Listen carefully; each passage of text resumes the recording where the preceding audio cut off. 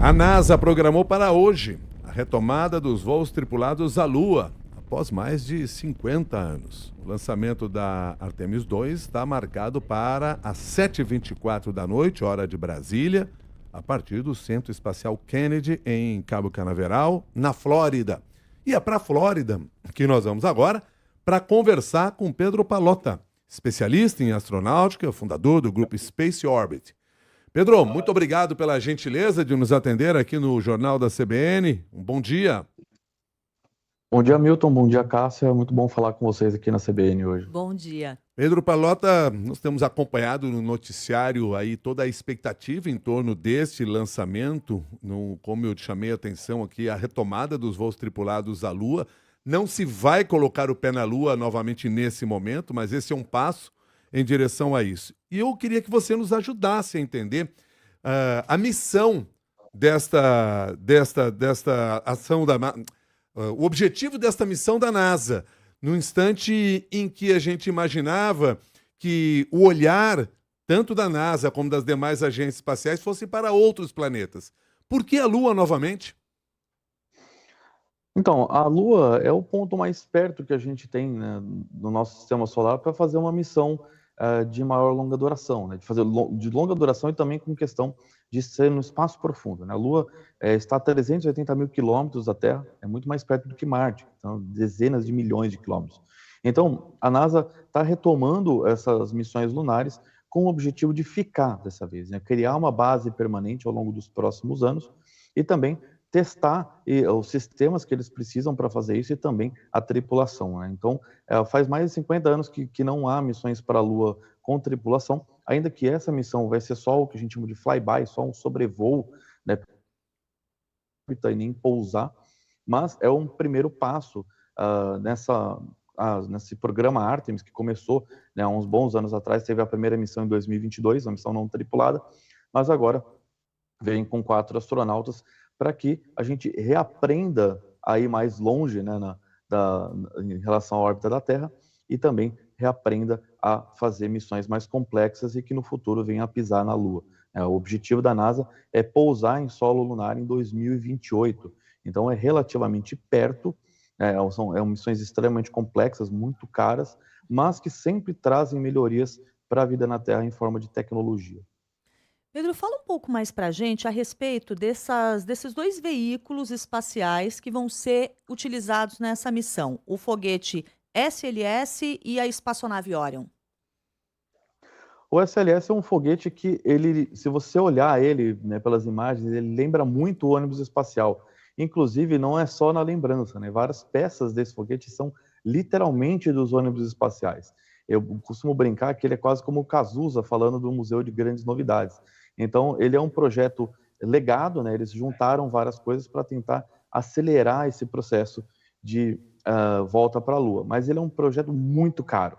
Cada lançamento desse foguete é na faixa dos 20 bilhões de reais, né? 4 bilhões de dólares aproximadamente. E hoje já há iniciativas de outros foguetes, né, na área de empresas privadas que são muito mais baratas.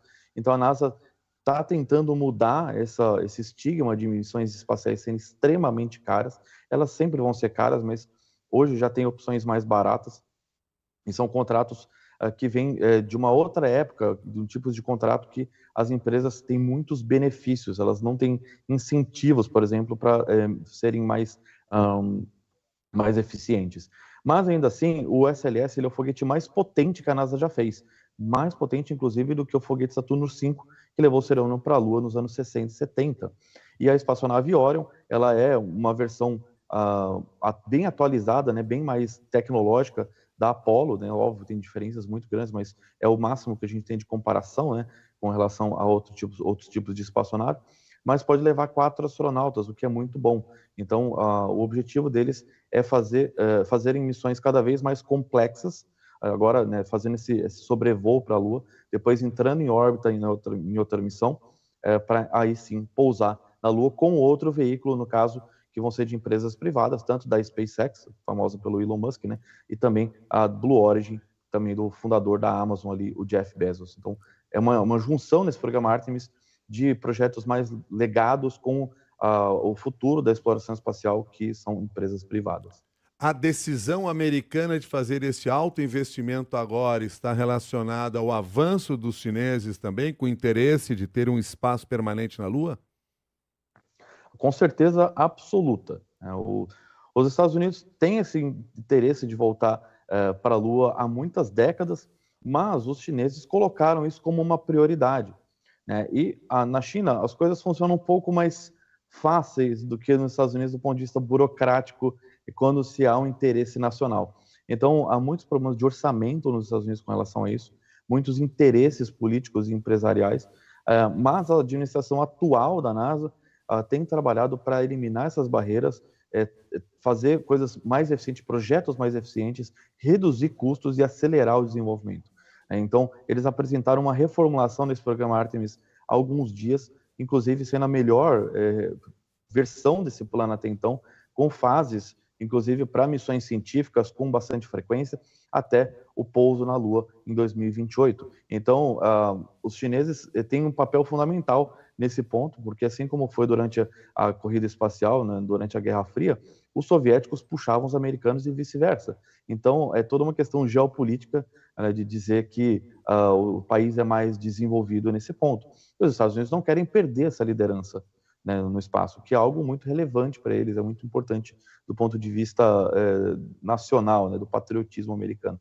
Então, eu acredito que eliminar essas barreiras burocráticas é fundamental para o avanço tecnológico. Não vou nem falar da parte geopolítica, mas o avanço tecnológico traz melhorias para a vida na Terra, né, a todo momento, assim como já foi provado ao longo da história por várias e várias tecnologias que a gente utiliza todos os dias e a gente nem sabe, às vezes, que vem da área do espaço. Traz alguns exemplos para a gente, porque você mencionou agora o avanço tecnológico. Também na sua primeira resposta, você falou que essas missões costumam se refletir em avanços tecnológicos. E muitas vezes a gente não tem mesmo noção de que isso tem alguma coisa a ver com exploração do espaço. O que seria um exemplo prático ou alguns exemplos práticos? Olha, o mais clássico é o caso do GPS. Todo mundo utiliza GPS para pegar um carro de aplicativo, para pedir comida num aplicativo que seja. Todas essas funções, elas são usadas com o GPS. E assim, eu costumo brincar que você nunca pagou um boleto de GPS na sua vida. Ele é uma tecnologia que está disponível para todos, né, e você não paga um serviço pelo GPS. O GPS começou, né, primeiro com os Estados Unidos, hoje tem outras constelações também, mas todas elas são virtualmente gratuitas. Você não paga pelo serviço. Então, várias empresas são muito dependentes de GPS. E foi uma tecnologia espacial criada durante a época da Guerra Fria, né? Eu costumo, inclusive, falar do caso de fralda, a coisa mais boba do mundo, que a gente hoje em dia é super comum. Ela foi criada num contexto para auxiliar os astronautas a terem como fazer as suas necessidades em missões espaciais. Tá certo? Porque antes eles não faziam missões, eles faziam uma série de contingências para não precisar fazer o número 1, número 2. Então, hoje é uma coisa super banal a fralda, mas quantas pessoas, quantos idosos, quantos deficientes, quantas crianças não podem ter sido salvas por questões de doenças que foram evitadas por causa de uma fralda descartável. Então, esse tipo de tecnologia foi criada no contexto do programa espacial, assim como câmeras que a gente chama de CCD, né, câmeras de celular, tudo mais, de câmera fotográfica, tudo mais sensor digital. São tecnologias que são utilizadas no dia a dia e que foram feitas dentro desse contexto. E hoje são super banalizadas, são super baratas e têm cada vez mais trazido melhorias evidentes para a vida das pessoas. Então, a conectividade, hoje em dia, é tão grande que você tem internet nos polos, né, com constelações de satélites de telecomunicações, coisa que não existia até poucos anos atrás. Então a gente está acabando com essas zonas de sombra no planeta com tecnologia espacial, permitindo melhor conectividade, questões de desastres naturais, questões até de pessoas que se desaparecem. Se você tem a localização do celular de uma pessoa que desapareceu, você consegue, por exemplo, saber o que aconteceu, às vezes até achar a pessoa. Então, isso são tudo aplicações do dia a dia que são fundamentais para a nossa vida cotidiana. Pedro, uma última informação baseado naqueles dados que você tem à disposição. As condições para o lançamento de hoje quais são? De acordo com a meteorologia atual, temos 80% de chance de lançamento. Tem algumas preocupações com relação a algumas pancadas de chuva, alguns tipos de nuvem e até raios, mas nada muito grave. O clima na Flórida, né, o tempo na Flórida, ele é muito variável, ele realmente muda muito rapidamente, mas a NASA está com o foguete em ordem, o abastecimento começa agora de manhã, né, então o lançamento é às 19h24 no horário de Brasília, é uma janela de 2 horas, ou seja, eles podem lançar entre as 19h24 e as 21h24, mas a princípio está tudo bem e tudo indica que temos uma grande chance de vermos um lançamento hoje, muito mais do que em fevereiro, quando foi a primeira tentativa. Então, o interesse da população está sendo muito grande. Eu acho legal que as pessoas interajam mais com o espaço. Assim, a gente pode criar toda uma nova geração de cientistas, engenheiros e pessoas que venham contribuir com a melhoria na vida na Terra. Pedro Pallotta, muito obrigado pelas suas informações e um bom dia. Obrigado, bom dia, é um prazer estar aqui na CBN. Bom dia. Pedro Pallotta, especialista em astronáutica, fundador do grupo Space Orbit, conversou com você agora que são 7h48.